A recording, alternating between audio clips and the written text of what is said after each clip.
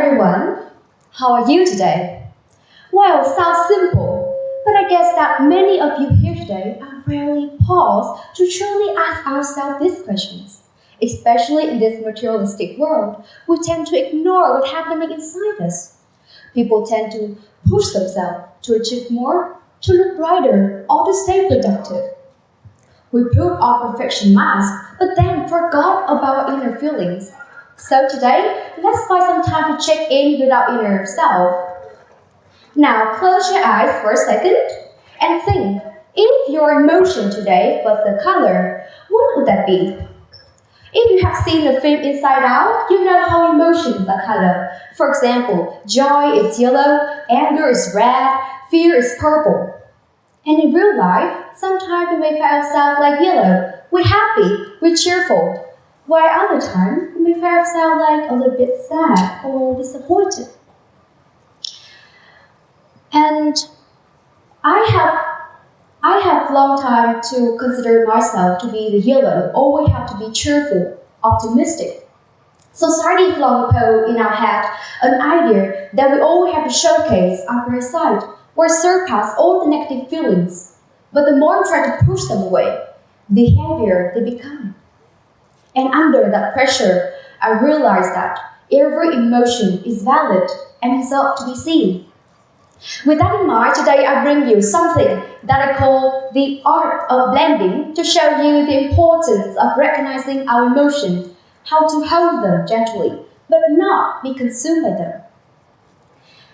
Now, let me take you back to my first year of university. That was the first time I had to live far from my family, in a completely unfamiliar city, about 500 kilometers from my house. But I believe it wasn't just about the distance. But the real challenge is the sudden independence. I have to learn everything on my own, from how to take care of myself, from managing personal finance, cooking simple meals, to dealing with the deadlines and assignments at school. And standing between the pressure of study and the loneliness of being on my own, even the brightest day feel a little bit blue. And to be honest, at that time, I didn't see any yellow anymore.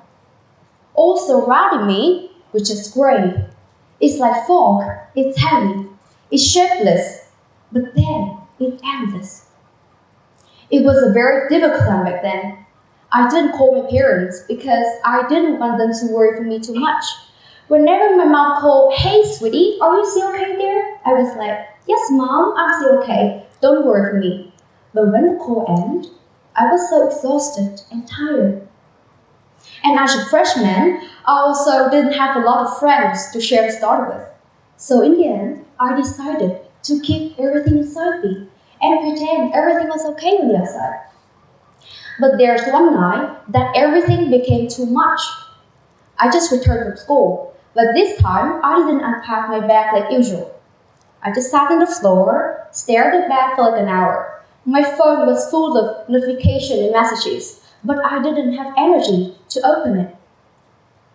And at that moment, I just thought that is that how becoming an adult is supposed to be like? My chest suddenly felt heavy in a way that I've been ignoring. But for the first time, I didn't try to avoid it. I didn't try to push away the pain, but I let myself to be with it, experience the pain. And also for the first time, I realized how long I ignored my emotion, how long I have left myself behind. So instead of ignoring my emotion like before, I'm trying to keep track of it. I'm trying to write a diary on a regular basis. Well, at first it's just some few lines or even just few words, but I don't want to make everything sound nice. I just want to be honest with myself. Even sometimes that honesty can be messy, but at least I can understand myself a little bit more. I also allow myself to talk with the friends I trust to respect my feelings. Sometimes we just sat together quietly, but even in that silence, I know I was no longer alone anymore. And I soon realized, well, I see gray in a different aspect.